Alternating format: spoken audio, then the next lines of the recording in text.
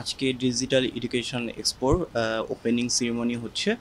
So আমরা GSP study abroad internationally Australia, USA, Canada, UK, European বিভিন্ন country যেমন Sweden, Denmark এবং cypress নিয়ে কাজ করছি। সো আমাদের মূল ফোকাস হচ্ছে বাংলাদেশি স্টুডেন্টদেরকে প্রপার ট্রান্সপারেন্স ওয়েতে যেভাবে কাজ করলে তাদের জন্য স্মুথলি কাজ করা যায় সেভাবে আমরা কাজ করছি। আর যেটা হচ্ছে যে আজকে ডিজিটাল এডুকেশনাল এক্সপোর তারা হচ্ছে আমাদেরকে এই প্ল্যাটফর্মটা দিয়েছে, আমাদের জন্য এটা একটা বেটার অপরচুনিটিস এবং বাংলাদেশি স্টুডেন্টদের জন্য বেটার অপরচুনিটিস। তারা হচ্ছে যেটা করতে পারবে সেটা হচ্ছে যে তারা ঘরের মধ্যে বসে তারা ইজিলি অ্যাক্সেস করতে পারবে, বিভিন্ন ইনফরমেশন জানতে পারবে ইউনিভার্সিটি সম্বন্ধে এবং তারা ডিরেক্টলি কমিউনিকেট করতে পারবে ইউনিভার্সিটির যারা রিপ্রেজেন্টেটিভ আছে তাদের সাথে। সো যেটা হচ্ছে অনেক স্মুথ হয়ে যাবে স্টুডেন্টদের লাইফ। সো তাদেরকে বিভিন্ন ফেয়ারে যে অ্যাটেন্ড করতে হচ্ছে না, তারা বাসায় বসে তারা ল্যাপটপ অথবা তার নিজস্ব ফোন দিয়ে ইজিলি তারা এই ইনফরমেশনগুলো জানতে পারবে এবং তাদের বিদেশে যাওয়ার ব্যাপারটা অনেক স্মুথ হবে।